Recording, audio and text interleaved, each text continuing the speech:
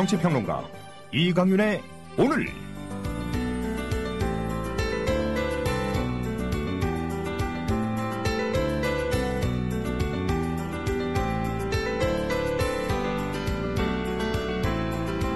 안녕하십니까, 이강윤입니다. 2월 3일 화요일 시작합니다.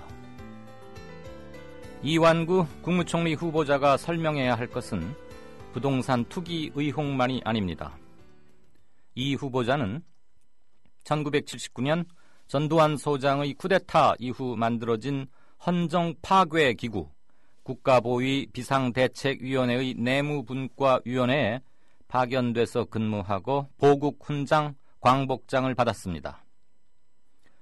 이 총리 후보자가 근무한 내무분과위원회는 삼청교육 대상자 분류가 주 업무였습니다.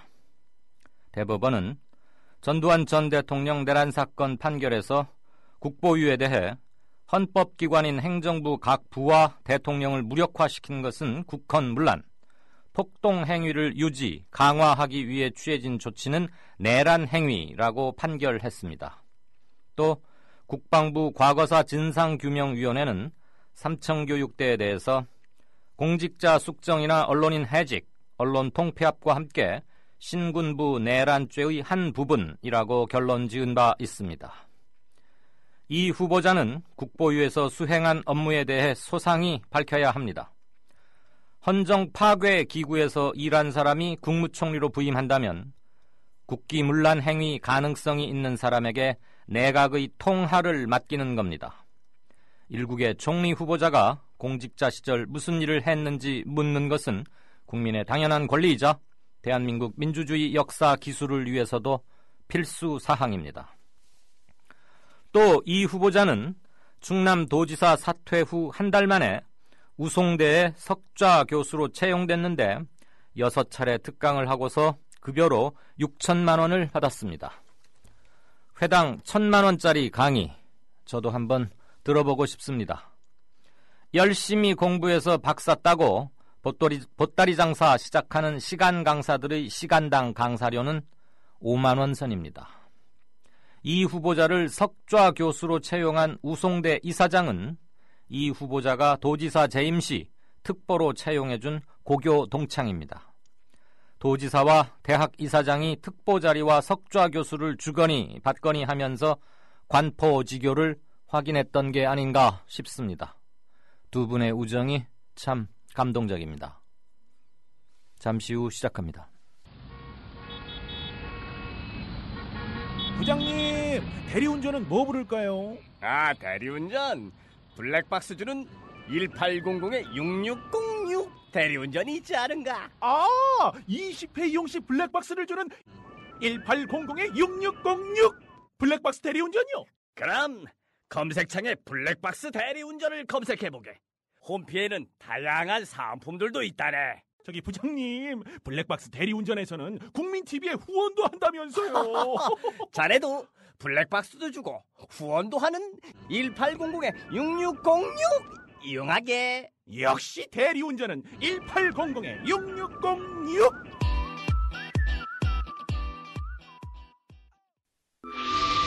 여기는 아름다운 물의 도시 여수. 마음으로 보고 들으며 나만의 느낌표를 찾아간다. 몸과 마음이 쉬어가는 곳, 우리를 살맛나게 하는 곳, 아름다운 여수로 오세요. 삶이라는 여행이 더 행복해집니다. 포털 검색창에 여수시를 검색하세요.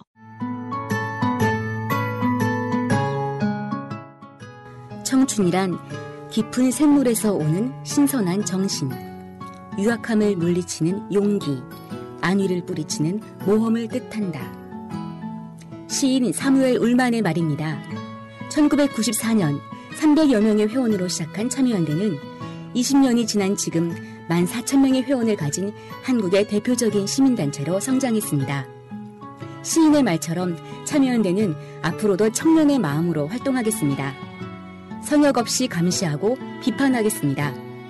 더 좋은 세상을 위해 두려움 없이 도전을 멈추지 않겠습니다. 국민TV 청취자 여러분, 20살 청년 참여연대와 함께해주세요. 회원가입은 홈페이지 peoplepower21.org, 전화는 서울 723-5300번입니다. 시민의 힘으로 운영되는 단체, 참여연대는 정부 지원금을 받지 않습니다. 네, 5시 35분입니다. 뉴스 브리핑 받으실 시간이죠.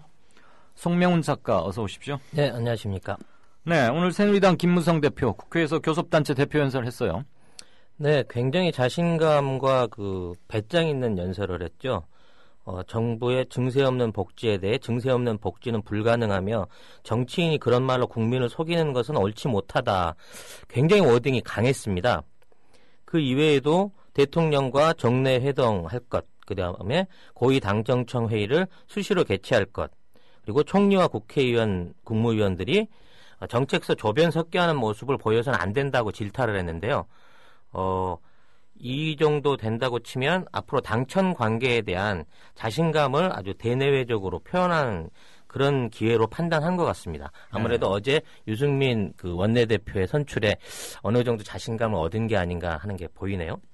네. 문제는 이 복지 없는, 증세 없는 복지, 즉 증세는 있었으나 복지가 없었던 그간의 박근혜 정부의 대선 정책 공약 기조였죠. 복지 정책 기조가 과연 어떻게 수정될 것인가 하는데 걱정이 되는 겁니다. 이거를 증세를 해서라도 복지를 하겠다는 논리인 건지, 도저히 지금 돈이 없으니, 재정이 없으니 복지를 그만두겠다는 논리인 건지, 이거에 대한 확실한 방향성을 보여주지 않고 있거든요. 오늘 연설에서 말이죠. 네네. 그러면 방점이 덜 찍힌 어정쩡한 연설이란 얘기입니까? 네, 유승민 대표 같은 경우에는 중간 정도, 중도적인 역할에서 복지도 줄이고 재정도 늘리는 식으로 바꿔가야 되지 않겠냐는 내용을 내놨었는데, 네, 어제 중부담 중복지 이런 얘기를 했죠. 그런 논리와 비슷하게 받아들여진다고 하면 복지 재원을 늘려가면서 증세를 해가는 것을 어쩔 수 없다는 전제하에 두고 기존 정부가 하고 있던 복지 정책을 대폭 줄이는 방향으로, 오히려 더 퇴보하는 방향으로 가지 않을까 하는 그런 걱정이 되는 연설이었습니다. 증세 없는 복지는 불가능하며 정치인이 그런 말로 국민을 속이는 것은 옳지 못하다, 이렇게 강하게 얘기했는데, 그런 말로 국민을 속이는 정치인이 누구를 말한 겁니까? 제가 알고 있는 여성 정치인이 한 분 계신데요. 네. 그분이 아닌가 생각이 됩니다. 어디죠? 그분이 누구죠? 종로 1번지에 혼자 살고 계시는 분이 네네. 계십니다. 상당히 발언 수위가 강했군요, 오늘 김무성 대표. 미국은 우리와 상당히 대조적이에요. 오바마 미국 대통령 4조 달러의 예산안을 제출했는데 부자들 그리고 기업들 증세 세게 하는 거죠, 지금 예산안은. 네, 이번에 740억 달러 정도가 증액이 됐는데요. 국방 예산에서 380억 달러, 비국방 예산에서 370억 달러 정도 증액이 됐습니다. 네, 오바마 대통령은 부자 증세를 언급하면서 거쳐진 세금으로 중산층 지원과 사회간접자본 투자를 본격적으로 하겠다 하고 얘기를 했는데, 지금 증세를 할 수 있는 방안으로 가장 눈길을 모으고 있는 것은 미국에 있는 기업이 해외에 가지고 있는 자산에 대해서 최초로 과세를 하겠다는 정책을 밝힌 겁니다. 우리나라도 좀 배웠으면 하는 정책인데, 네. 외국에서 운영되고 있는 미국 기업의 돈에 대해서 지속적인 과세를 통해 가지고 재원을 늘려나가겠다 하는 면에서 지금까지 없는 어떤 새로운 증세 모델을 보여준 거고요. 이에 대해서 이제 공화당은 강력하게 저지 의사를 밝히고 나왔죠. 근데 미국 같은 경우에는 10월 1일 날부터 9월 30일까지가 예산 1년 운영일입니다. 예. 오늘 발표된 오바마 예산안에 대해서 공화당 측이 4월 달쯤에 반대 예산안을 내놓게 될 것으로 보여지는데요. 지금 오바마 예산 중에서 좀 추가 예산 중에서 눈길이 끌어지는 부분은 IS, 그러니까 IS 무장단체 격퇴에 88억 달러 정도가 책정이 됐던 부분하고요. 그 다음에 미국이 이제 항만과 도로 사회 개선 프로젝트를 본격적으로 진행한다고 해서 기업에서 돈을 걷어서 그 국가가 해야 될 건설을 하겠다는 얘기냐 하고 반발이 좀 있는 것 같긴 합니다만은 정말 좀 부러운 예산안이라고 봐지네요. 저희 입장에서는. 국회 통과는 뭐 별 문제 없어 보입니까? 아니면 어떻습니까? 공화당 반대가 만만치 않을 것 같기도 한데. 공화당 입장에서도 SOC에 투자를 하고 중산층을 지원하겠다는 쪽에 대한 예산 감축은 어려울 것으로 보여지고요. 네. 아마 국방 예산에 늘어난 부분을 대폭 삭감하려고 들지 않을까 이렇게 전망되고 있습니다. 알겠습니다. 그 여론의 십자포화를 맞았던 그리고 대통령 국정수행 지지율 하락에도 상당 부분 원인이 됐던 건강보험료 부과체계 개편 이거 다시 하겠다 또 이렇게 방향 바꿨어요. 네, 하루 만에 말을 바꾸게 된 거가 도대체 누구의 지시 또는 영향력에 의한 것인가가 가장 의구스러운데요. 네. 유승민 대표가 일단 당선이 되자마자 강하게 했던 주장 중에 하나가 연내 개편안 추진해야 된다는 얘기였는데 네. 이렇게 빨리 반응을 복지부에서 보일 줄은 생각을 못했고요. 정말 그렇다고 치면 이 나라의 정책 기조를 결정하는 데 있어서 이 새누리당의 영향력이 이만큼 큰 것인가 하는 것도 보여지긴 합니다. 근데 대부분 그 청와대와 반대각을 세우면서 연내 이것을 추진하는 것은 어렵지 않느냐는 전망이 높고요. 오히려 지금 떨어져 있는 인기도를 만회하기 위한 네. 일종의 그 언론 플레이가 아닌가 하는 해석이 더 진지하게 보여지는 부분입니다. 어떻게 할지는 일단 지켜봐야 할 대목은 있겠죠. 네. 그나저나 문영표 보건복지부 장관 참 염치 없겠습니다. 어? 며칠 사이로 이랬다 또 말 바꾸려다 하나 보니까 기자들 보기가 얼마나 쑥스럽겠어요. 국민들은 두말할 필요도 없겠지만. 친박계가 3년 패했다. 이게 아마 뭐 국회의장이나 당대표 선거 이런 것들 최근에 새누리당 내의 각종 선거나 투표 이걸 말하는 것 같은데. 그렇습니다. 그러면 청와대의 부분 개각과 뭐 청와대 내 인적 쇄신, 즉 뭐 김기춘 실장과 문고리 3인방 일단 정리는 됐지만 조금 앞당겨질 걸로 보입니까? 이번에 유승민 대표의 그 승리로 인해 가지고 오히려 늦춰질 가능성이 높습니다. 오히려? 예, 그리고 그렇게 추측하는 근거는 또 뭔가요? 중소 개각 형태에서 마무리 지으려고 했던 것이 일이 더 커질 수 있다는 얘기죠. 그래서 친박계였던 그 이주영 의원이 만일에 됐었다고 하면 기존에 예상돼 있었던 뭐 해양수산부, 통일부, 국토교통부 정도에서 끝날 수 있었던 개각이 네. 좀 더 확대되지 않을까. 보건복지부와 일부 다른 부서에서도 어떤 개각의 움직임이 필요치 않을까 이렇게 보여지는 거고요. 아마 지금까지 해왔던 로드맵을 완전히 지우고 새로운 개각의 판을 짜야 될 것으로 보여집니다. 그러니까 더 규모를 네. 판을 바꾸는 규모를 더 키울 수밖에 없고 그러자니까 시간이 좀 더 소요될 것이다. 네, 그렇습니다. 말씀이죠? 근데 이제 여기서 가장 눈길을 끄는 거는 김기춘 비서실장의 퇴진이 임박했느냐, 과연 어떤 인사가 그 자리를 차지할 것이냐 하는 부분에 대한 관심이 높아지고 있는데요. 유승민 의원의 어떤 기질로 봐서 당청 관계 개선을 위해서라도 김기춘 비서실장의 퇴진은 거의 확실하지 않은가 봐지고요. 네. 그래서 이제 그 자리를 이어받을 만한 사람의 후보군이 벌써부터 이제 설왕설래되고 있는데 권영세 주중대사, 그다음에 현경대 민주평화통일 자문회의 수석 부의장이 있고요.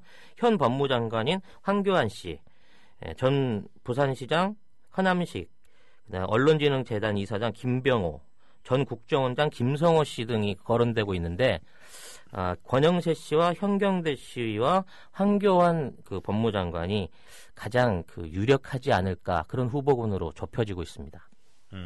권영세, 현경대, 황교안. 그렇군요. 이건 또 뭡니까? 요즘 뭐 휘발유값, 경유값 많이들 내렸는데 물론 국제유가 대폭락에 따른 인하지만 다시 뭐 엊그제부터는 좀 소폭 반등을 시작했다고 하더군요. 네. 그런데 국내에 지금 유통되는 경유의 상당 부분이 일본산 저질 경유다 이 말이죠. 현재 국내 경우도 충분히 생산이 많이 되고 있어서 경우는 국내에서 수출하는 그 굉장히 유망한 수출 품목 중에 하나인데요. 네. 일본에서 들어오는 그 경우가 한 8%, 9% 가까운 수준으로 네. 증세가 올라가고 있는 것. 이게 증가하고 있는 추세를 보여주고 있습니다. 그렇죠. 근데 이제 경유라고 하는 것 자체는 그 온도에 대한 그 품질 관리가 굉장히 민감합니다. 온도. 예, 왜냐하면 일정 온도에서 경유는 얼 수가 있거든요. 네. 그래서 우리나라 같은 경우에는 약 영하 18도 정도에서 얼지 않는 것을 표준 품질 규격으로 하고 있습니다. 네, 그래서 얼지 않게 하려고 뭘 첨가도 하고 그렇죠. 네, 거기에 들어가는 게 이제 와피라고 불리는 첨가 물질이 있는데요. 일본산 경유 같은 경우에는 이 첨가물의 그 함량이 약 19도까지 견딜 수 있는 정도로 거의 아슬아슬하게 영하 19도. 예, 품질 그 규격을 만족시킬 수 있는 하한치에 맞춰져서 제조가 되고 있고 국내 경우 같은 경우는 23도 이하에서도 견딜 수 있는 기준으로 만들어지고 있다고 해요. 그렇기 때문에 일단 원자재부터 이게 싸게 들어오는 데다가 또 국내에서 이 수입 경유에 대해서 리터당 그 16원 정도의 부가 환급금을 주고 있습니다. 네. 이게 국내사에서 유통되는 경유는 품질도 좋고 기본적으로 그 가격도 비싼데 반해서 수입 경유를 쓰게 되면 품질이 저렴하기 때문에 수입 원가도 싸지만 거기에 보조금까지 추가로 받을 수 있는 상황으로 지금 이어지고 있는 거거든요. 리터당 16원을 수입업자한테 되돌려 준다 이 말이죠. 네, 그래서 이제 요즘은 그 항의에 의해서 8원으로 낮춰졌다고는 합니다만은 그래도 연간 뭐 300억 원 이상의 그 수입품에 대한 그 세비 지원이 있는 거나 마찬가지입니다. 중요한 건 정작 우리나라의 경우는 충분하다는 거죠. 수출하고도 남을 만큼. 그런데 왜 이런 일본산 수입 경유를 수입해서 쓰고 있는지 그 어떤 정부의 정책의 의도를 참 알 수가 없는 부분입니다. 이런 거예요. 그럼 왜 그렇습니까? 우리나라의 경유가 차고 넘치는데 일본 거가 싸니까 일본 거를 들여오면 좀 더 많은 이익을 남길 수 있어서 상행위 하는 사람들이 일본 걸 들여와서 파는 겁니까? 그렇습니다. 이와 관련한 그 서강대 과학 커뮤니케이션 이덕환 교수 같은 경우 이건 아주 매국적인 행위로 그 맹렬하게 비판하고 계시는 그 학계 어르신인데요. 일단 이런 거래 자체가 만들어질 수 있도록 허용하는 국가기관 그리고 그 안에서 그 이익을 수입하고 있는 수입업체들이 과연 어떠한 커넥션이 있는지 한번 조사를 해봐야 되는 필요가 있다고 봅니다. 저는. 그 눈앞의 이익을 위해서 좀 질이 떨어지는 그리고 값이 싼 일본 경유를 들어와서 국내 주유소에다 공급한다. 이거는 또 매국적 행위다. 뭐 이런 얘기까지 나오는 모양이군요. 네, 문제는 어느 주유소에서도 이게 수입 경유라는 걸 표기하지 않는다는 겁니다. 네. 그러니까 모르고 그냥 속아서 살 수 있다는 얘기죠, 소비자들은. 작년에 8.1%를 차지했다니까 국내에서 팔린 경유 중에서. 그러면은 경유를 주유한 차 뭐 11대 중에 한 대 정도는 일본산 경유를 넣었다. 이렇게 통계적으로는 볼 수 있는 건데. 네. 꽤 많군요. 값 차이다. 그렇고 공무원들 건강보험료도 뭐 특혜를 주고 있었습니까? 왜 시비가 붙었다는 얘기죠? 건보료에 관련된 이게 공무원 연금 개혁 이후에 이제 나타나기 시작한 그 반대쪽 여론 중에 하나인데요. 공무원들이 받고 있는 급여 가운데 직책수당, 복지비, 특수활동비 등이 다른 일반 기업에서는 급여로 처리되는 데 반해서 공무원들은 비용으로 처리해서 이거를 비급여 처리를 하고 있다는 데 대한 반발이 나오고 있습니다. 네. 특히 이제 공무원들 같은 경우에 복지비 같은 경우에는 그 복지 포인트라 그래서 그 공무원 연금공단이나 복지공단에 쓸 수 있는 포인트들이 나오거든요. 예. 그걸로 이제 뭐 의복비라든지 뭐 레저라든지 이런 데 쓰도록 정책적으로 나오고 있는데 이게 연간 한 명당 한 80만 원 좌우가 들어가고 있고 총 한 1조 2천억 정도의 비용이 수당처럼 풀리고 있는 것이죠. 네. 그리고 직책급 같은 경우에는 약 4만 5천 명 정도의 공무원이 40에서 90만 원 정도를 받고 있는데 이거 자체도 다 비과세 처리가 되고 있다는 겁니다. 아, 이게 지금 수당들인데 네. 이 수당에는 세금이 안 매겨진다 이거죠? 그렇죠. 그 일반 기업체 근무하시는 분들 수당에 세금 붙습니까? 네, 다 붙습니다. 그건 그 급여와 같이 정산을 해서 의료보험비 내에서 적용을 받아서 붙게 되는데. 그런데 공무원은 왜 안 붙어요? 그래서 공무원들은 원래 세금 잘 내기로 유명한 분들인데. 공무원 연금 공단이나 이런 데 이제 질의를 했다고 합니다. 그런데 네. 정부의 반대로 아직까지는 시행되지 못하고 있는데 아무튼 이런 식으로 발생하는 그 공무원들의 건보료 절감액이 네. 약 연간 810억 정도라고 지금 추산을 해서 네. 나오고 있는 상황이거든요. 네. 그러니까 공무원 측에서 810억을 덜 내기 때문에 그만큼 일반 사람들이 손해를 보고 있다, 부담을 대신하고 있다는 논리로 지금 이런 보도들이 어제부터 갑자기 쏟아져 나오고 있습니다. 예. 그러니까 그 건강보험료는 자기 소득에 맞게 비례별로 이렇게 부과가 되는데 네. 이런저런 수당을 빼고 계산을 하니까 좀 내야 될 건보료보다 적게 내고 있다. 네네. 그래서 그게 결국은 공무원들의 특혜로 네. 인정받고 있는 결국은 것이죠. 그만큼 약 810억 원 정도를 다른 사람들이 부담하고 있다. 뭐 이런 얘기군요. 네, 그렇습니다. 그렇군요. 네. 어제 MB 건보료에 관련돼서 이제 2만 원 얘기가 나왔었는데요. 네. 그래서 지금도 MB가 2만 원을 내고 있지 않느냐고 여쭤보시는 분들이 많았는데, 네, 그 청취자들 질문도 많았고 저도 확인을 했었죠. 네, 지금은 아예 안 내고 계시다고 봐야 되겠죠. 왜냐하면 네. 퇴임 후에 전관 예우를 통해서 모든 병원비가 국가가 의무적으로 그건 전임 대통령에 대한 뭐 예우? 예우로 그게 지불이 되고 있기 때문에 실제적으로는 지금 부과가 안 되고 있는 상황이시고요. 이 2만 원, 이 2만 원 또는 2007년에 그 대통령 후보 검증 시설에 나온 얘기였었는데요.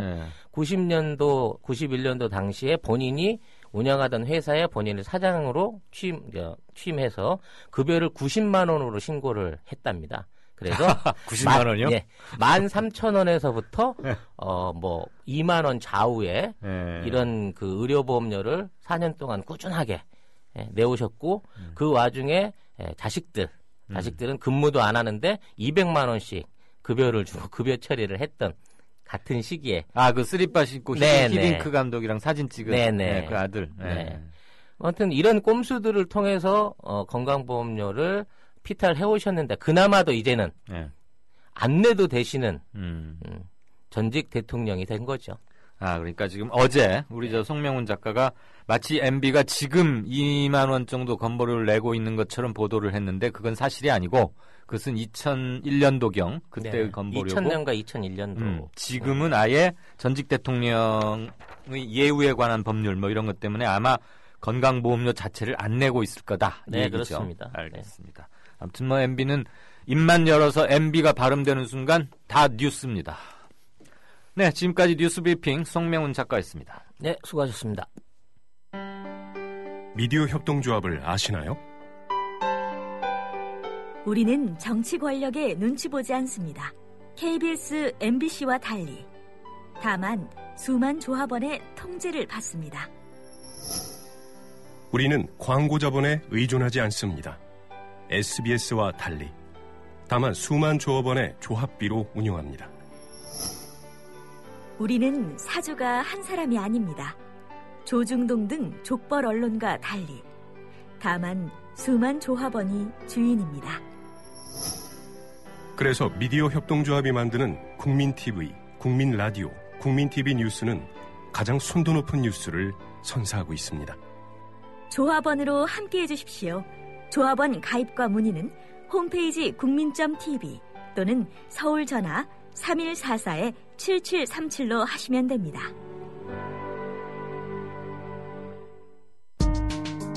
조합원의 가장 멋진 책임, 바로 조합비 납입입니다. 미디어 협동조합도 그렇습니다.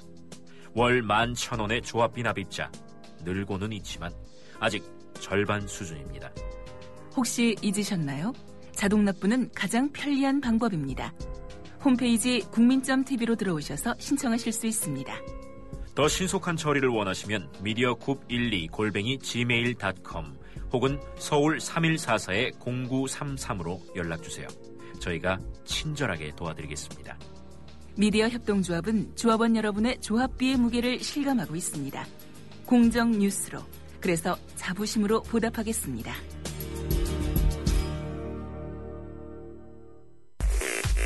국민 라디오를 또 국민 TV를 읽는다?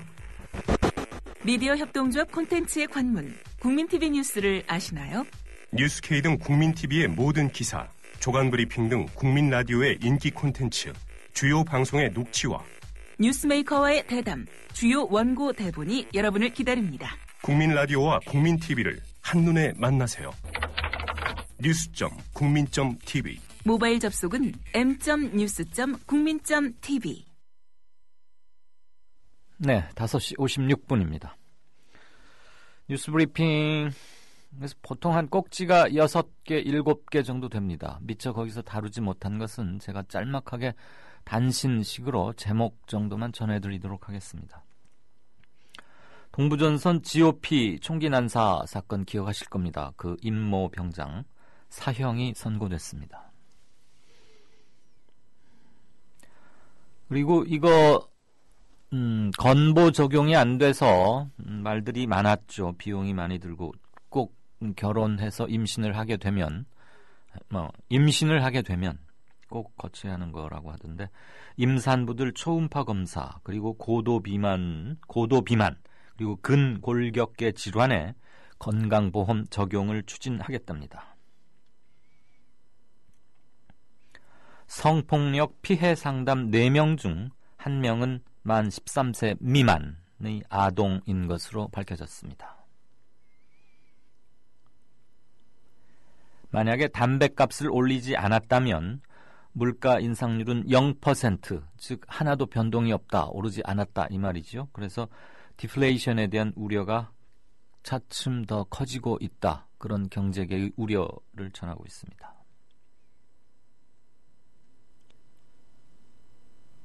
임산부 5명 중 1명은 자연유산을 겪고 있는데, 그 중에서도 40대 임산부들은 절반 이상이 자연유산이 생긴답니다.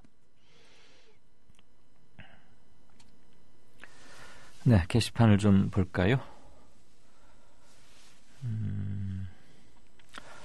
민주주의님, 지가 되면 더 걷겠다는 말입니다. 자성의 목소리가 절대 아니다. 대놓고 걷겠다는 미안합니다. 대놓고 걷겠다는 공언이다. 콘크리트들은 귀 좀 뚫어라.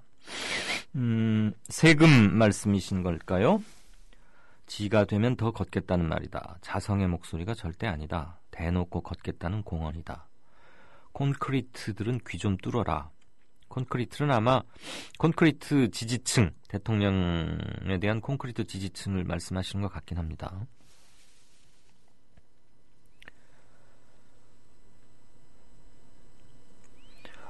예산이 부족하니까 복지에 들어가는 예산을 재검토하자고 말도 안 되는 소리를 하고 있다. 지금 현 단계 복지 수준도 꽝인데 복지 예산을 더 줄이자고 하면은 도대체 어떻게 하자는 얘기냐, 이런 얘기군요.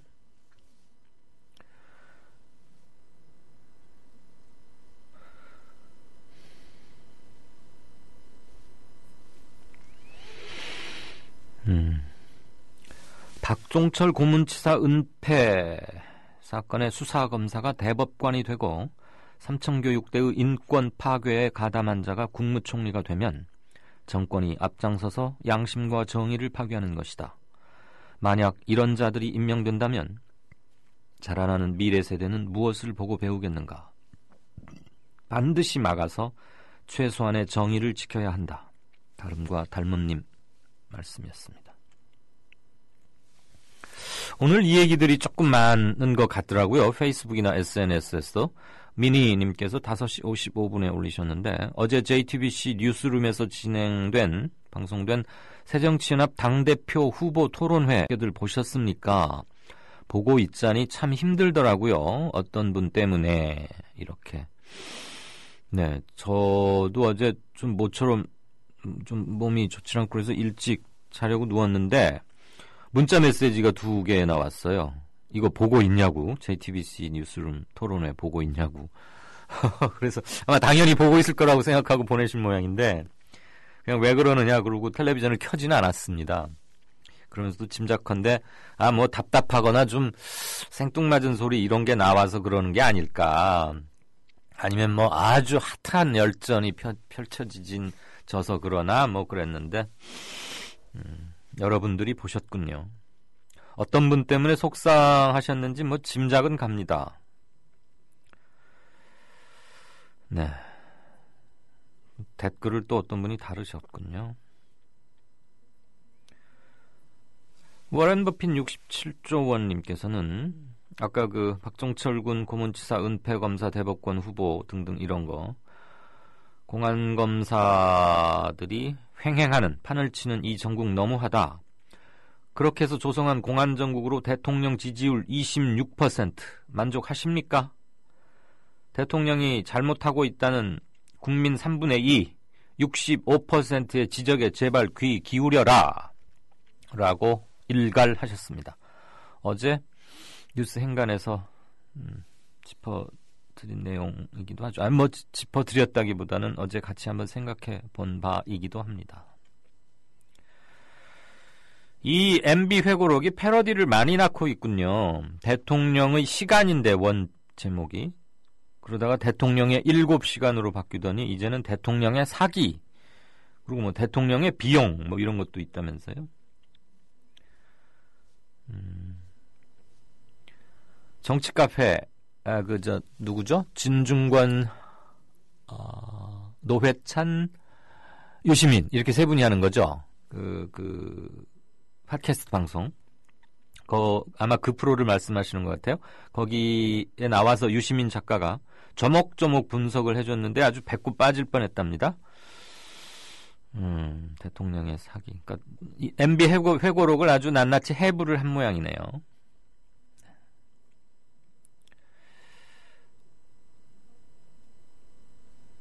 네. 클라라 구라라 이분이 쓰시면은 자꾸 이렇게 분란이랄까? 자꾸 이렇게 평지풍파성 또는 뭐 아무튼 논쟁적으로 조금 그러는데 제가 뭐 굳이 개념할 일은 아닙니다만 좀 너무 좀 그래진다는 생각이 들고 좀 발언과 이런 걸 순화할 필요도 좀 있겠다. 그런 생각이 좀 들긴 합니다. 물론 하시고 싶은 말씀은 누구나 자신 뭐 하시는 건데 자꾸만 이렇게 다툼으로 비화되는 것 같아요. 그 청취자분들끼리 이분 글을 두고 그러면 조금 생각을 서로가 좀 냉정하게 좀 차분해지실 필요도 있겠다는 생각이 들긴 합니다. 제가 뭐 이곳에서 보장되는 표현의 자유 뭐 그런 것을 할 생각은 전혀 아닙니다만. 네, 양정대 부장이 한국일보에 쓴 칼럼인가 보죠? 그걸 어느 분께서 링크를 걸어주셨는데 유승민 의원이 새누리당 신임 원내대표로 뽑힌 것을 두고 제1야당 새정치민주연합의 한 중진 의원이 이렇게 말했답니다. 참 무서운 사람들이다. 뭐가 무섭단 얘기죠? 뭐가 무섭단 얘기였을까요? 그리고 무서워만 하고 있어야 되나? 자기들도 뭐 좀 무섭게 해야 되는 건 아닌가 싶기도 하고요.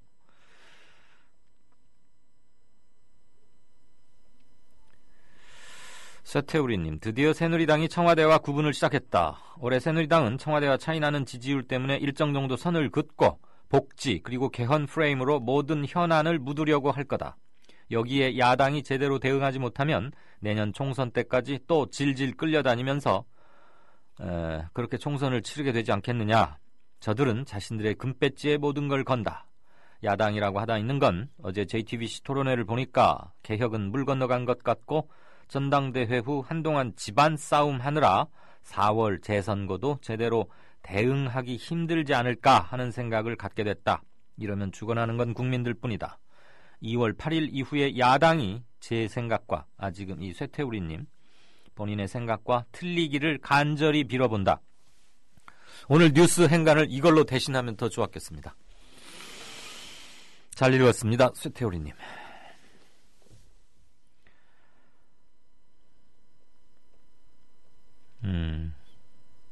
오늘 뭐 미디어 오늘에 난 기사를 또 여러분께서 이렇게 올려주셨고요. 조금 있다가 게시판은 다시 한번 살펴보겠습니다. 박근혜 정권은 용산 참사 진상규명에 대한 약속을 했었습니다. 후보자 시절에. 하지만 대못을 받고 살인진압 책임자였던 김석기를 공기업 사장에 낙하산 임명을 시킵니다. 삼성 반도체 공장이나 정부에서 그 자료를 안 내놓고 영업 비밀이란 이유로다가 화학약품, 전리방송 다 감추어 놓고서는 이 피해자 가족들한테 입증 책임을 지라는 것은 말도 안 되기 때문에 분명히 그 안에 아이들이 살아있을 거라고 생각을 하고 있는데 그 귀중한 시간에 어떠한 시도도 하지 않고 진행도 하지 않았다는 게 우리로서는 너무나 가슴 아프고 정말 아마 평생 천추의 한이 될 것 같습니다. 권력이 불편해하는 사람들, 그래서 발언권을 잃은 사람들, 그들의 목소리를 거침없이 전파하는 뉴스 K. 장악당하지 않은 뉴스 K. 밤 9시 당신의 선택을 기다립니다. 이강윤의 오늘, 이제는 정가 산책으로 함께합니다. 정치권 동향 생생하게 풀어드릴 분은요. 네, 한국일보 양정대 기자, 안녕하세요. 네, 안녕하세요.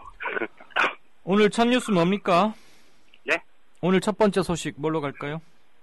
예, 아무래도 이 증세 문제, 또 복지 문제, 이 여권 내에서 앞으로 논의 어떻게 진행될지 네. 이걸 좀 살펴보는 게 필요할 것 같습니다. 어제 그 유승민 원내대표 선출 여진이랄까 또는 그 연장선이라고 볼 수 있겠군요. 그렇죠. 이제 여진이라기보다는 이제 본격적으로 네. 이 여권 내 논의가 어떻게 진행될지 이제 시작이다 이렇게 볼 수 있을 것 같은데요. 네네. 오늘 김무성 새누리당 대표가 이 원내 교섭단체 대표 연설을 했는데요. 네.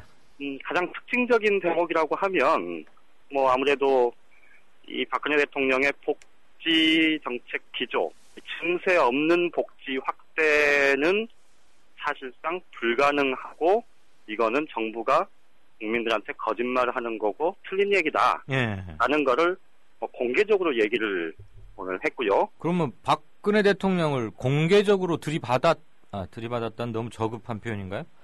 그렇게 한 거죠, 아무튼. 그렇죠. 거기다가 그동안에 이제 당정청 협의, 고위당정청 협의가 지난 2년간에 딱 2차례밖에 없었다. 이 얘기도 아주 공개석상에서 했어요. 야. 그런데 이게 조금 이 한 발 떨어져서 보면 예. 사실은 그런 얘기는 자기들끼리 해야 되는 얘기 아닌가요? 그러니까 누가 고위당정청 협의 하지 말라 그런 적도 없고 국민들이 예. 야당이 그런 거 하지 말라고 한 적도 없을 텐데 어쨌든 자기 내부에서 소통이 안 돼 왔던 그것을 이제 작심한 듯 이렇게 얘기를 한 걸 보면 예. 유승민 원내대표가 어제 이제 당선되고 나서 두 가지 얘기를 한 것과 딱 정확히 맞아 떨어집니다. 그러니까 복지 문제, 증세 문제, 이 세금 문제하고 복지 문제가 당연히 연계가 돼 있는데 이거를 증세 없이 풀어가겠다고 얘기한 건 사실상 정부가 이 국민들한테 국민들이 정말 화가 나는 건 증세를 했다는 사실 자체가 아니고 이게 증세 아니다라고 자꾸 거짓말하는 거. 아니 내 주머니에서 돈은 나가는데 증세 아니라고 얘기하니 더 열받는 것 아니냐. 이런 설명을 했었는데요. 그거하고 그다음에 당과 정부와 청와대가 정책 조정 협의회를 만들어서 앞으로 정책 조정 잘 해라 이렇게 박근혜 대통령이 지시를 했는데 거기에 대해서 유승민 원내대표는 당이 빠진 민심의 전달 통로인 당이 빠진 정부와 청와대 간의 정책 협의가 무슨 소용이 있느냐라고 어제 얘기를 분명히 지적을 했었는데요. 오늘 김무성 대표도 이 원내 교섭단체 대표 연설을 통해서 이 두 가지 얘기를 똑같이 짚은 겁니다. 그러니까 결과적으로 보면 앞으로 이 당과 청와대와의 관계, 당청 관계가 지금까지 우리가 이제 항상 써왔던 표현대로 청와대 일방 우위 구도였다면 지금부터는 당이 좀 제 목소리를 내고 자기 의견을 좀 적극적으로 내는 그래서 당과 청와대가 이제 의견 조율을 해야 하는 그런 상황으로 이제 좀 가게 될 가능성이 높고 이 과정에서 가장 큰 현안이라고 하면 예. 그래도 복지 문제 또 이 세금 문제 두 가지가 사실은 뭐 연말정산 세금 폭탄 논란도 그렇고요. 최근에 이제 건강보험료 부과체계 개편 논의도 마찬가지인데 이런 것들을 포함해서 사실 지금 여권에 대한 이 민심 위반의 직접적인 원인이 됐던 현안들 아닙니까? 이 문제들을 중심으로 해서 이제 당이 본격적으로 자기 목소리를 내겠다 이런 선언을 했다고 보는 게 맞을 것 같습니다. 만약에 어제 이주영 후보가 당선됐으면 오늘 김무성 대표가 국회 연설에서 이렇게 세게 말했을까요? 그러지 않았겠죠. 않았을 가능성이 높다고 봐야 되겠죠. 그래요. 어쨌거나 뭔가 지금 물 밑에서 부글부글 하다가 이제 그게 물방울이 그 수면 위로 풍풍 솟아나오면서 저 냄비 뚜껑을 들썩들썩 들 것 같네요. 그렇죠. 그런데 이제 좀 한 가지 더 재미있는 포인트는 오늘 이제 김무성 대표가 이 오전에 원내 교섭단체 대표 연설을 통해서 이제 증세 없는 복지 기조에 대한 비판 그리고 당정청 협의의 강조 이런 것들을 얘기하면서 실제로 이제 한 가지 예를 들었던 게 이 건보료 부과 체계 논의 이게 정부가 일방적으로 취소하면서 국민들이 더 반발하게 됐다 이런 그 지적을 했었는데요. 예. 아마 뉴스 보셨던 청취자분들은 다들 아시겠습니다만은 오늘 오후에 이 보건복지부에서 이 고위 당국자가 기자들하고 만나서 이 건보료 부과 체계 개편 문제 이거 당에서 적극 지원하겠다고 하니 다시 논의할 수 있다, 논의하겠다 이렇게 이제 방향을 다시 바꿨습니다. 이게 이제 이 건보료 부과 체계를 조정한다는 게 사실은 작년 이맘때죠. 이 송파 세모녀 사건 이후에 사실은 우리 사회에서 좀 굉장히 논란이 컸고 그러면서 이 차상위 계층에 대한 이 사회 안전망, 복지 정책이 현실과 너무 동떨어져 있는 것 아니냐 이런 비판 지적들이 굉장히 많았지 않습니까? 그렇죠. 그랬는데 그래서 이제 작년에 뭐 정부 차원에서 이 개편을 위한 이 기획단도 구성을 했고 그러면서 이제 논의를 해왔고 대체적인 가닥이 잡힌 상황이었는데 이 연말정산 세금 폭탄 논란 때문에 이 정부 여당이 화들짝 놀랐겠죠. 특히 정부에서 그러면서 이 건보료 부과 체계를 개편을 하면 사실은 금융소득자 지금까지 잡히지 않았었던 이 금융소득자들의 건보료가 굉장히 많이 올라갈 텐데 그런 부분들에 대한 반발을 의식해서 뭐 없던 일로 그냥 뭐 그 논의 안 하겠다고 이제 보건복지부 장관이 전격적으로 선언을 했지 않습니까? 그러면서 이제 논란이 굉장히 커졌는데 이 문제를 이제 다시 재검토하겠다고 하니까 어쨌든 당이 뭐 민심을 명분 삼아서 목소리를 내기 시작하고 이 청와대나 정부 쪽에서 그 부분에 대해서 뭐 일견 수용하는 그런 모양새를 보인 하나의 사례가 됐던 것 같은데요. 어쨌든 이런 상황은 앞으로도 좀 당분간 계속될 수밖에 없지 않을까 싶습니다. 오늘 뭐 한국일보에 우리 양 차장이 그 칼럼 썼나 봐요. 우리 청취자 한 분이 올려주셨는데 그 전문을 다 올린 건 아니고 이런 얘기가 보이더라고. 올려놓은 사진에 새정치민주연합의 모 중진 의원이 어제 유승민 후보가 당선되는 걸 보고 야, 참 무서운 사람들이다. 그 무슨 뜻이에요? 그러니까 뭐 어제 제가 잠깐 말씀을 드렸었는데 사실 이제 유승민 원내대표의 당선이 최근에 민심 위반 이런 것들에 대한 이제 위기감의 발로 뭐 이렇게 이제 평가들을 하지 않습니까? 그런데 사실 이 원내대표를 선출한 투표권을 가진 이 새누리당 의원들의 다수는 정말 절대 다수죠. 뭐 이재호 의원이나 뭐 몇몇 사람 빼고는 절대 다수는 지금까지 이 박근혜 대통령의 정책들 또 인사 또 불통 문제 이런 것들에 대해서 그렇게 야당이 비판하고 국민들이 비판하는 동안 사실 뭐 딱 입 다물고 있었지 않습니까? 꿀 먹은 벙어리처럼 입 다물고들 있었고 그러면서 사실은 이렇게 민심이 돌아서는데 사실 방조자이면서 협조했던 사람들이죠. 그 당사자들 아닙니까? 당사자. 그래놓고 이제 와서는 민심이 민심이 변화- 변화와 개혁을 요구하니까, 이러니 우리는 유승민을 뽑겠다 해서 뽑은 거죠. 그러니까 카멜레온처럼 근데 이게- 싹 표변하는 거 아닙니까? 입 씻고. 그러니까 이게 이제 내년 총선이 코앞에 다가와 있으니까 예. 그래서 변화와 개혁, 혁신을 얘기하는 유승민 원내대표를 뽑은 거고 예. 이거는 만약에 총선이 아마 한 2년쯤 남아 있으면 아마 뽑았을 거예요. 아, 저는 그렇게 생각해서 근데 이제 그건 제가 이제 나중에 해석을 한 거고 예. 이 새정치연합의 모 중진 의원이 그걸 저하고 이제 통화하면서 예. 뭐 그런 설명을 하더라고요. 뻔뻔하기도 하고 무섭기도 하고 그렇습니다. 그렇죠. 두 번째 소식은 뭐예요? 오늘 저한테 아이템 안 보내신 거 아시죠? 예, 제가 죄송합니다. 자, 두 번째는 뭐 얘기할까요? 아, 이게 아무래도 이제 새정치연합 조만간에 이제 뭐 딱 일주일도 안 남았죠 지금. 그렇죠. 2월 8일이니까. 그렇죠. 이제 5일 남았네요. 닷새. 예. 네. 근데 이 뭐 전당대회가 팽팽히 지금 따라 붙어가지고 뭐 박빙 구도다 이런 말 들립디다. 글쎄 이제 이게 여론조사를 뭐 제가 하는 게 아니니까 뭐 뭐라고 뭐 딱 잘라서 말씀은 못 드리겠는데. 요즘 무슨 얘기가 돌아요, 그래?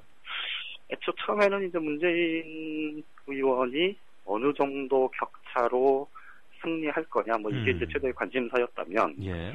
최근에는 뭐 특히 이제 당원 대의원, 이 권리당원과 대의원에서 이 박지원 후보, 박지원 의원과 문재인 의원의 격차가 점점 벌어지고 있다, 이런 얘기들이 계속 나오고 있어서, 그게 이제 어디까지가 사실이고 어디까지가 뭐 조금 과장된 건 이거를 이제 확인할 수는 없는데, 다만 한 가지 분명한 건 그동안에도 지금 새정치연합의 당권 경쟁이 사실 국민적인 관심사와는 좀 다르게 내부 자기들만의 리그로 진행된다, 이런 비판적인 평가들이 많았었는데 어제 룰 변경 문제로 좀 논란이 됐었고, 이게 어제 이제 JTBC 아마 TV 토론을 보신 청취자분들도 상당수 계실 텐데 그 얘기 오늘 많이 하네.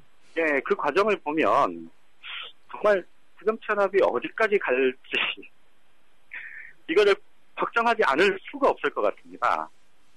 그러니까 당장 보면 저는 뭐 결과적으로 이 문재인 의원의 주장이나 박지원 의원의 주장, 뭐 양쪽 다 주장에 일리가 있습니다만, 문재인 의원이 굳이 문재인 후보 측에서 그거를 오늘부터 이제 권리당원 투표가 시작이 됐는데 이거를 투표 하루 전날 굳이 그거를 표결까지 해가면서 그렇게 뭐 할 필요가 있었나, 솔직히 저는 그게 좀 굉장히 의문스럽고요.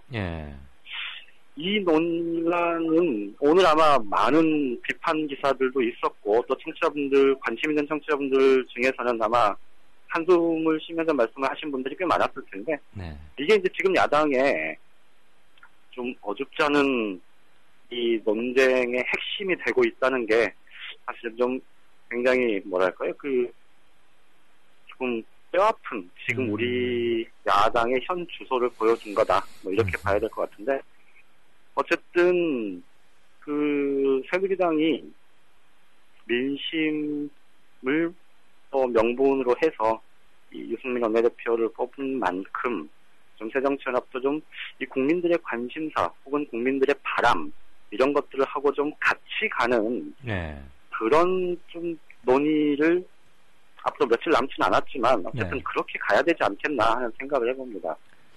이게 이제 닷새 후면 아마 새정치연합이 이제 새 지도부가 꾸려질 텐데, 이렇게 되면 사실 누가 당대표가 돼도 이게 새로운 힘을 받으면서 갈 수 있을지 벌써부터 걱정스러운 목소리가 굉장히 많은 것 같습니다. 그게 문제예요, 그게.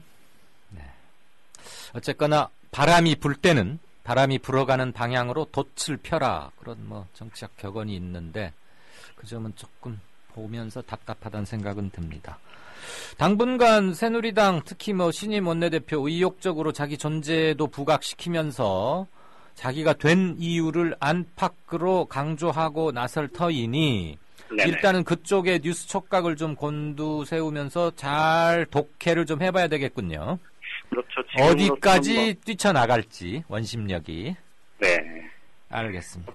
박 대통령의 구심력이 약화되는 과정은 이제 분명히 시작됐다. 뭐 이렇게 봐도 무방할 것 같습니다. 그러면 또 이렇게 한번 꽉 레이저로 빵 하고 쏘아보면은 이제는 기들을 잘 안 죽으려나요? 이제는 그럴 상황은 그러니까 임계점은 좀 벗어났다 이렇게 보는 게 맞겠죠. 알겠습니다. 청와대의 반응 궁금해질 수밖에 없습니다. 네, 잘 들었습니다. 예, 고맙습니다. 정가산책 지금까지 한국일보 양정대 차장이었습니다. 새정치민주연합 당대표 후보 토론회. 어제 JTBC에서 있었는데 우선 여론조사 경선 룰을 두고 벌어진 설전. 말하자면 마음에 들지 않으면 다 친노죠. 이번에 전당대 준비위원회에도 그렇게 기존 룰대로 하자라고 결정하니까 지금 친노라고 말씀하시는 거 아닙니까? 문재인 후보는 몰랐다고 하면 무능하고 알았다고 하면 비열합니다. 지난 대선 경선 때 안철수, 손학규 대표의 심정을 참 이해가 되네요. 당내 계파 갈등 문제와 관련한 토론. 문재인 후보가 그런 계파 공천 안 해야 된다 할 수 있는 말씀을 할 자격이 있는지 저는 참으로 의심스럽습니다. 뒤에서 다 조종했거든요. 그때 우리 박지원 후보님께서 당의 최고위원 하시면서 공천을 함께 하셨죠. 그것을 저한테 이렇게 책임을 지우시면 어떻게 합니까? 이상돈 중앙대 명예교수 비대위원장 영입 논란과 관련한 의견차. 문재인 후보께서요. 이상돈 비대위원장도 저분이 추천했어요. 그렇게 해가지고 말썽이 되니까 나는 반대했다 해가지고 나중에 진실게임을 벌이더라고요. 저야말로 정말 그만두고 싶네요. 이 박영선 대표가 그것 때문에 공격받을 때 제가 편 들어드렸던 것이죠. 뭐 뻔히 다 아시면서 그렇게 자꾸 이렇게 덮어씌우시면 안 되시고요.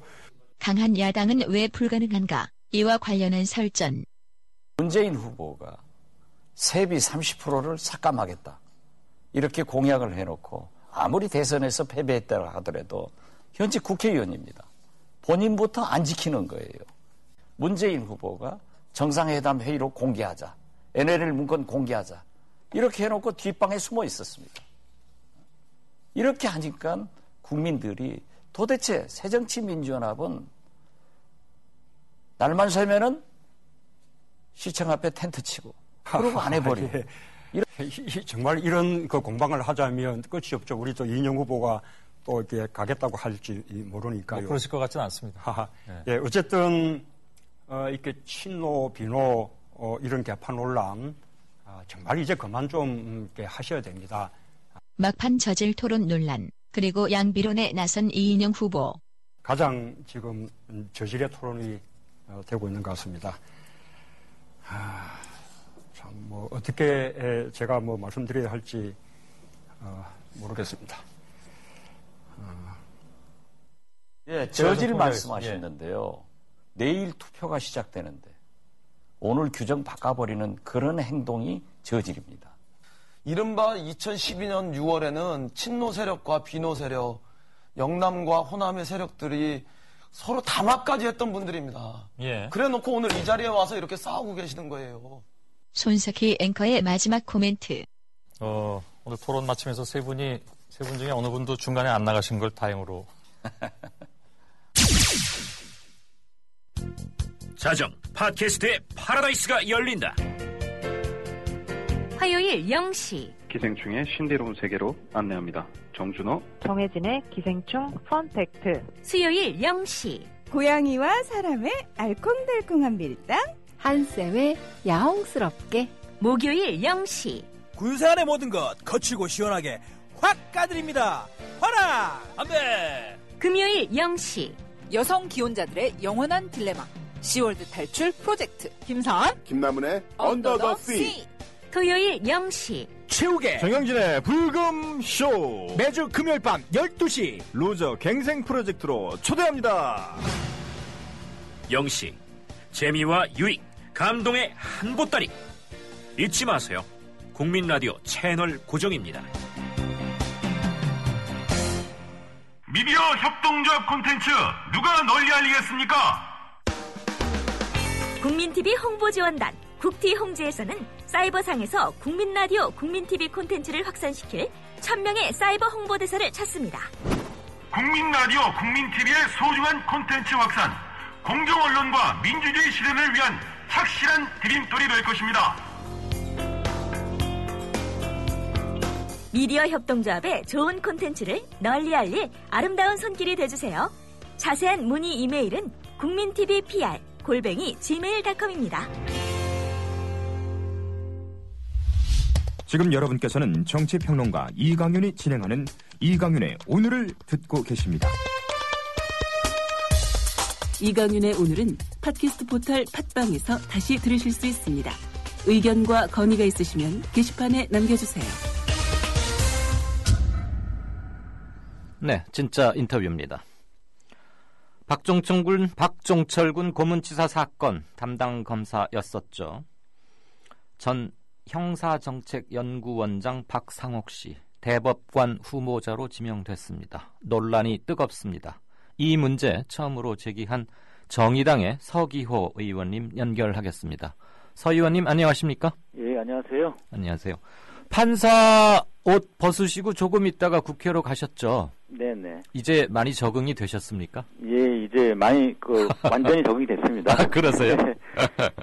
몇 번 이렇게 행진하거나 갈등 그리고 투쟁의 현장 맨 앞열에 서 계신 것을 사진으로 몇 번 본 적이 있습니다. 네네. 정의당의 천호선 당 대표님도 우리 서기호 의원님을 매우 자랑스러워하고 아주 든든하다고, 그리고 지향해야 할 국회의원의 한 전형을 보고 있다, 이런 말씀을 사석에서 한 것도 들었는데요. 오늘은 대법관 후보자로 지명된 박상옥 전 검사 얘기를 좀 주로 하겠습니다. 우선 젊으신 청취자분들 중에서는 박종철 군 고문치사 사건이 뭔지 알아도 그냥 이름만 겨우 알거나 잘 모르시는 분들이 있습니다. 짧게 그 사건의 개요랄까 성격을 좀 설명 부탁드린다면요. 예, 1987년도 1월 달에 박종철이라는 이제 대학생 신분이었습니다. 네. 당시 이제 경찰에서 이 학생운동 관련해서 이제 조사를 박종철 군을 하다가 네. 사망을 했는데요. 처음에는 경찰에서 탁 치니까 하고 죽었다라고 하면서 단순 쇼크사로 발표를 했습니다. 네. 그런데 부검을 했던 그 국립과학수사연구소 그 연구소의 그 사람들이 부검 결과를 발표하면서 이게 고문에 의해서 사망한 것으로 발표가 됐고, 예.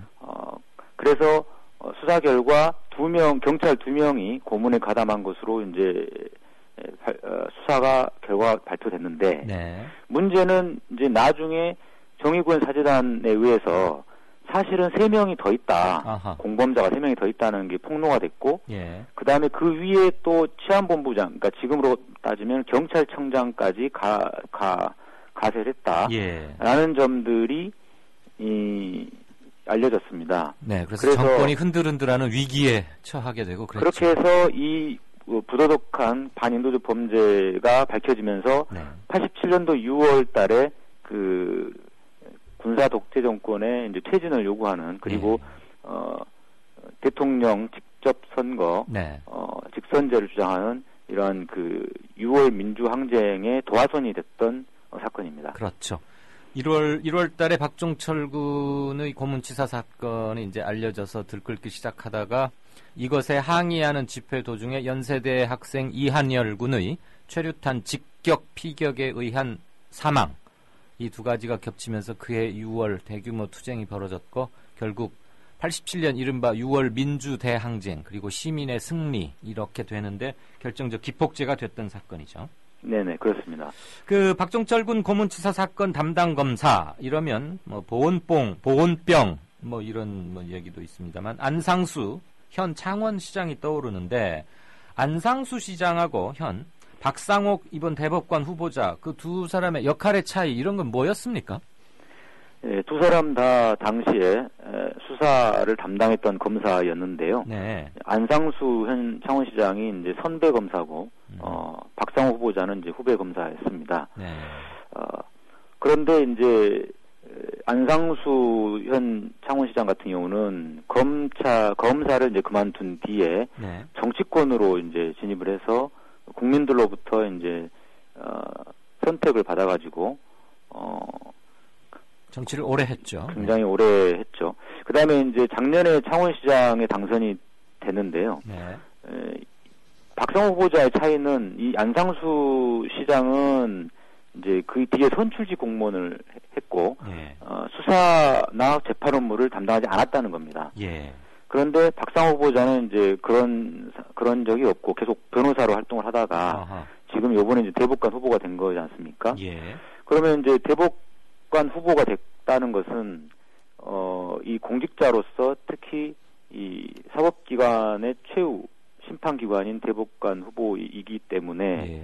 이제 수사와 재판에서의 독립성 그리고 정의로운 재판을 해야 될 사람이지 않습니까? 그렇죠. 그렇기 때문에 지금 이 당시에 아주 오래된 사건이긴 합니다만은 이 박종주 고문치사 사건에서 이 박상호 후보자가 어떠한 처신을 했는지가 굉장히 중요한 네. 포인트가 되겠습니다. 그러면 당시 이 사건 담당 검사였는데 안상수 검사와 함께 그 사건을 맡았던 박상옥 당시 검사의 과오가 있다면 대표적으로 어떤 걸 들 수 있을까요? 예, 1차 수사에서 고문경찰관 2명으로부터 조사를 하던 중에 공범자가 3명이 더 있다라고 네. 진술을 받았습니다. 네네. 그런데도 그 공범자 3명에 대해서는 수사를 하지 않았습니다. 어허. 그래서 이 3명에 대해서 이제 덮어버린 거고요. 이 같은 사실이 천주교 정의구현 전국사재단 신부님들에서 통로가 되니까 그렇죠. 김승훈 신부 등이 그때 주동이 예, 됐었죠. 그렇습니다. 네.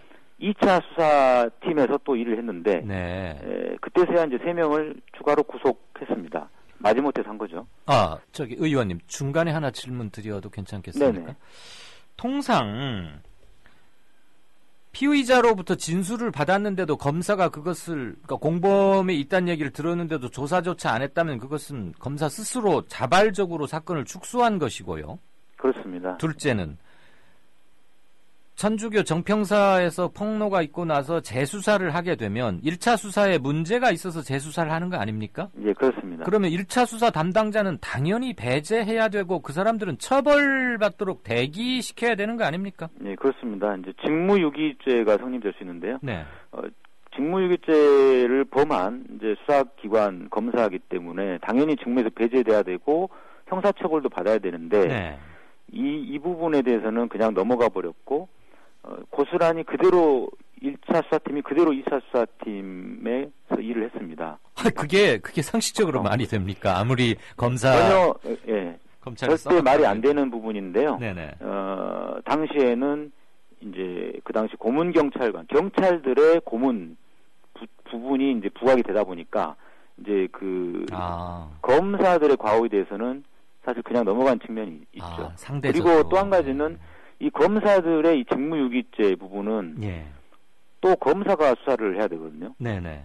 그러다 보니까 검사가 잘못한 부분에 대해서는 제대로 수사가 이루어지질 않고 직무 배제된 거에 대해서도 문제 제기가 좀 제대로 안 되는 측면이 좀 있습니다. 제 식구 감싸기가 일어날 게 빤하니까. 네, 그렇습니다. 어쨌거나 아무리 그 치안본부 남영동 대공분실에서 벌어진 일이어서 경찰 쪽에 몇 명이 가담했고 어떻게 해서 축소가 이루어졌는지가 수사 쟁점이라고는 하나 1차 수사가 문제가 있어서 다시 하게 된 2차 수사에 1차 수사 검사를 그대로 배치했다는 것은 영원한 오점이 아닌가 싶습니다. 예, 그렇습니다. 자, 이번에 말씀하시죠. 그 다음에 또 한 가지는 이제 그렇게 해서 2차 수사를 해서 이제 어쩔 수 없이 이제 3명을 구속을 했는데 그 당시에 이제 강민창 전 치안본부장 그러니까 지금으로 치면 경찰청장인데요. 그렇죠. 이 사람도 그 축소 은폐 조작에 가담을 했는데 그 부분에 대해서는 혐의 없다라고 무혐의 처리를 했습니다. 그런데 6월 민주화 항쟁 이후에 88년도 1월 달에 다른 이제 수사 검사에 의해서 이 강민창 치안본부장이 구속됐습니다. 그러니까 결국은 이 강민창 치안본부장에 대해서 봐주기 수사를 한 거죠. 그렇네요. 아무튼 뭐 수사를 할 의사가 없었다 이렇게밖에는 볼 수가 없군요. 지금 다시 돌아보니까 수사를 할 의지가 전혀 없었고 그 경찰의 고문 취사 사건의 축소 은폐 조작에 사실상 이제 묵인한 셈이고 나아가서는 이제 가담한 측면이 좀 있는 것이죠. 네, 이건 처벌받아야 할 사안인데 말이죠.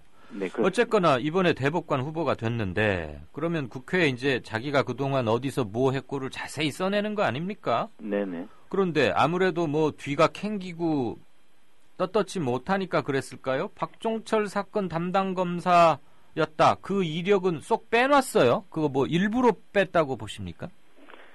예, 원래 이제 그 활동 경력을 하나하나 다 뭐 이제 기재해야 될 법적인 의무는 없습니다만은 그 이 활동 경력은 본인한테는 이제 오점이잖아요. 예. 그러니까 당연히 고의적으로 뺀 것이죠. 지금은 오점이라고는 느끼고는 있는 모양이네요.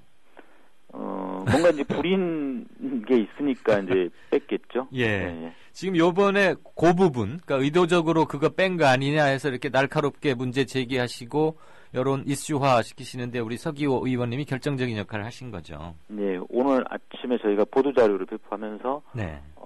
이 부분이 언론에서 많이 보도를 하고 있습니다. 법조인, 판사로서 오래 재직하셨습니다. 대법관이란 법원에서 어떤 존재입니까? 네, 대법관은 이제 모든 사건의 이제 최종적인 심판 기관이지 않습니까? 네. 대법관의 판단에 대해서는 이제 더 이상 다투기가 이제 어려워지는데요. 네. 그렇기 때문에 대법관은 이제 그 독립성을 지킬 수 있어야 된다. 어떠한 권력의 외압에도 굴하지 않고 소신 있게 이제 재판을 해야 되는데 이렇게 수사 검사 당시에 권력의 외압, 당시에 이제 관계기관 대책회의를 통해서 권력의 외압에 의한 그 축소 은폐 조작이 있었지 않습니까? 네. 그런 부분을 거기에 이제 굴복해가지고 제대로 수사를 하지 않았던 사람. 예. 그리고 그 뒤에 이 고문이라고 하는 아주 반인도적 범죄에 대해서 불법성과 그 심각성을 아주 체감한다면 본인이 그 고문 근절 의지를 보여줬어야 되고 그 다음에 그렇지 못한 거에 대해서는 반성과 사과를 해야 될 텐데 지금 이제 나오는 해명 내용을 보면 전혀 그런 내용이 없고 공색한 변명만 이제 일삼고 있습니다. 네. 그렇기 때문에 대법관 후보로서 부적절하다라고 생각이 됩니다. 또 민변에서 이런 의견도 제기했죠. 박상옥 대법관 후보자가 지난 2000년 서울중앙지검 외사부장으로 재직할 당시 장제국 당시 한국일보 회장의 미국 원정 도박 사건에 대해서 무혐의 처분을 한 전력이 있다. 그리고 사학 분쟁 조정위원으로 일하면서는 비리 사학을 옹호해서 상지대 등 비리 사학재단 인사들이 학교로 복귀할 길을 터줬다. 이런 주장을 하고 있습니다. 이 점에 대해서 서 의원님은 어떤 견해를 갖고 계시는지요? 네, 민변에서 제기한 그 두 가지 문제점에 대해서도 저희가 지금 면밀히 분석하고 있는데요. 네. 근본적으로 보면은 어떤 사회적 강자에 대해서는 굉장히 관대한 처분을 하고, 사회적 약자에 대해서는 오히려 가혹한 처분을 하는 이러한 모습을 보여주고 있습니다. 전형적인 그 정치 검찰의 모습이고, 그렇기 때문에 이 사법 정의를 제대로 실현할 수 없는 그런 후보다라고 생각이 듭니다. 이런 점들까지 저희가 철저히 분석해서 청문회에서 철저히 검증을 하도록 하겠습니다. 네. 지금 이 박 대법관 후보자의 경우는 양승태 현 대법원장이 추천한 인물 아닙니까? 네, 그렇습니다. 정치적 진영 논리를 떠나서도 그냥 중등 또는 고등교육, 초보적 고등교육을 받은 사람에게 블라인드 테스트를 한다고 하더라도 이분은 저스티스, 정의를 다루는, 대법관은 미국에서는 정의로 통하지 않습니까? 그래서 그냥 이름도 저스티스라고 하는 걸로 알고 있는데 이 자리로는 대단히 적합하지 않다 이렇게 생각하는 분이 많을 것 같은데 대법원장이 어떻게 해서 이런 분을 추천했으리라고 짐작하시는지요? 지금 보면은 이 박상호 후보자가 검찰 고위간부 출신이거든요. 예. 그러니까 그동안에 이제 대법관 중에 한 사람 정도는 이제 검찰의 몫이 있었습니다. 예. 그게 이제 안대희 대법관 같은 분인데. 예. 그 검찰 몫으로 사실상 이제 배정을 한 것 같아요. 최근에 둘로 늘어났죠. 박한철. 그분은 좀 헌재시고. 예. 그러다 보니 그런데 문제는 이제 이 검찰 몫으로 어떤 이제 그 배정된 추천을 이제 하더라도 네. 이분이 이제 그 균형 감각을 갖추고 그다음에 인권 의식이 투철한 예. 그리고 재판의 독립성, 수사의 독립성을 유지할 수 있는 그런 사람으로 이제 추천을 해야 되는데 이런 문제에 대해서 박종철 고문치사 사건 같은 거에 대해서는 제대로 검증하지 않고 추천을 한 점은 상당히 문제고 이것은 양승태 대법원장 스스로도 이 고문치사 사건에 대해서 그냥 무감각하게 생각하고 있다라는 증거라고 생각합니다. 30년 전 사건이고 뭐 그 당시에 그냥 막내 검사였는데 뭘 알았겠느냐 이렇게 좀 너무 가볍게 생각한 것이 아닌가라는 생각이 들고요. 역사의식의 부재를 탓할 수밖에 없겠군요. 그렇습니다. 그리고 지금 현재 대법원이 보수 일색으로 이렇게 구성이 돼 있는데, 그렇기 때문에 이 대법관 구성의 다양화에서도 상당히 심각한 문제가 있다라고 생각이 됩니다. 이런 분들이 대법관 후보자로 지명 추천이 된다면, 뭐 서울시 뭐 간첩 조작 사건 또는 뭐 국정원 댓글 사건에서 무죄 판결 구형하고 이런 검사들이 나중에 또 대법관으로 추천되지 말라는 법이 어디 있겠습니까? 네, 그렇습니다. 국정원 댓글 사건이라든가 간첩 조작 사건 같은 거는 굉장히 헌정 질서를 파괴하는 범죄이고 고문이라고 하는 것도 반인도적 범죄 아니겠습니까? 그렇죠. 공소시효를 배제하자는 주장이 나올 정도로 아주 심각한 반인도적인 범죄인데 그러니까 이런 고문치사 사건에 대해서 제대로 대처하지 않고 제대로 수사하지 않았던 사람을 대법관으로 추천한다는 것 자체가 참 심각한 문제라고 생각합니다. 네. 방금 청문회에서 단단히 조사해서 이런 역사를 거스르는 인사가 되는 일은 없도록 최선을 다해서 막아보겠다는 결의를 전해주셨습니다. 그 관련해서 한 가지 우려되는 게 현재 이 청문회 제도상의 그 미비점이라고도 보여지는데 청문위원들이 박상호 후보자 관련 자료를 요청할 수 있는 시기가 길어야 한 엿새 정도밖에 안 된다는 거 아닙니까? 네네. 앞으로 한 6일 정도밖에 남지 않았고, 근데 그 위원들이 자료를 받아서 분석할 시간이 청문회까지 일주일도 채 안 남아 있는데, 그러니까 들여다볼 건 많은데 시간은 촉박한 거죠. 이런 상태에서 과연 청문회가 내실 있게 운영이 될 수 있을까 하는 우려를 떨치지 못하고 계십니다. 국민들은. 이 점에 대한 개선책이나 이런 것들, 지금 이 문제를 처음으로 제기하시기도 하셨으니까 어떤 견해를 갖고 계시는지요? 예, 그렇습니다. 이제 청문위원들이 제대로 이제 검증을 준비할 수 있는 기간이 충분히 있어야 되는데, 최소한 뭐 2, 3주 정도는 있어야 되는데, 지금 보면은 일주일 정도밖에 안 된 상태고요. 그만큼 이제 국회 일정이 너무 이제 빡빡하게 돌아간 측면이 있고, 지금 또 한 가지 문제는, 이완구 총리 후보자 인사청문회에 좀 관심이 온통 집중돼 있다 보니까 그렇죠. 9일, 10일. 대법관 후보자 청문회에 대해서는 좀 관심이 떨어져 있는 상태입니다. 이렇게 이제 그 인사청문회를 2명 이상 이렇게 할 때 이렇게 한꺼번에 이제 하는 것도 사실은 좀 문제인 것 같습니다. 지금 연이어서 하거든요. 그러다 보면은 어떤 좀 관심사가 희석되거나 관심사가 높은 그 인사청문회에만 집중이 되고 조금 낮은 쪽은 좀 희석되는 부분이 있죠. 그래서 인사청문회를 할 때는 어떤 좀 구별을 해가지고 뭐 이번 주는 뭐 총리 후보자 인사청문회 하고 네. 그 다음 주에 이제 대법관 후보자 청문회 한다든지 이런 식으로 해야 되는데 네. 지금 다음 주 월화수 연속적으로 지금 해버리거든요. 예, 그것은 여야 간사들이 국회 운영의 묘를 잘못 발휘했기 때문에 그런 거 아닙니까? 네, 그렇습니다.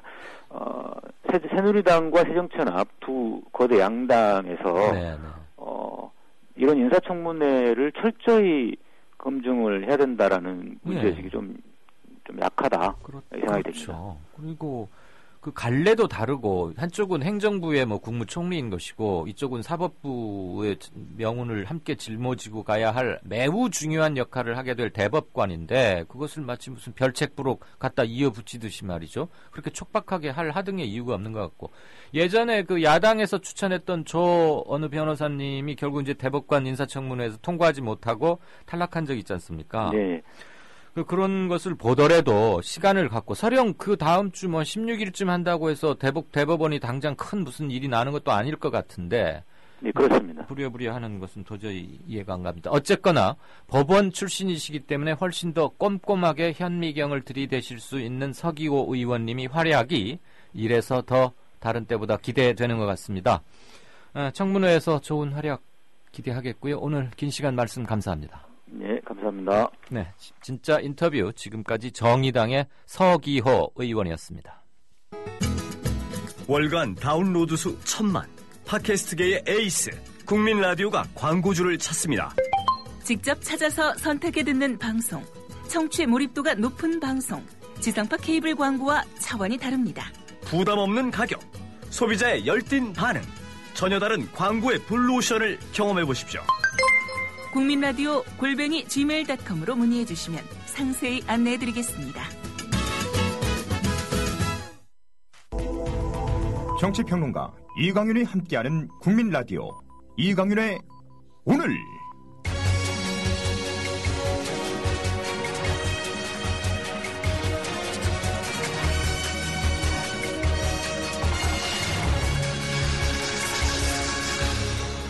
이강윤의 예리한 시각.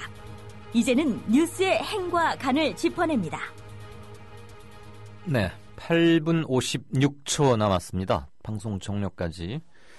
오늘은 한 3, 40초쯤 게시판을 잠깐 보고 들어가겠습니다.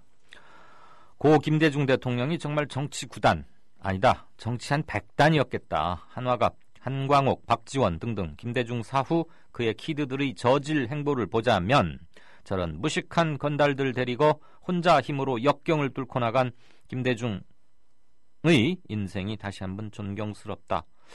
아마 어제 그 JTBC 토론회에 대한 실망감을 이렇게 토로해 주신 게 아닌가 싶습니다. 아잔님은 빡친다. 서기호 의원님을 대법원장으로. 빡친다가 뭐예요? 빡친다. 아무튼 지지와 존경, 동의의 표현으로 알겠습니다. 그들은 결코 보수가 아니다. 그런 용어에 현혹되면 안 된다. 그들은 수구, 극우, 친일, 잔재일 뿐이다. 네.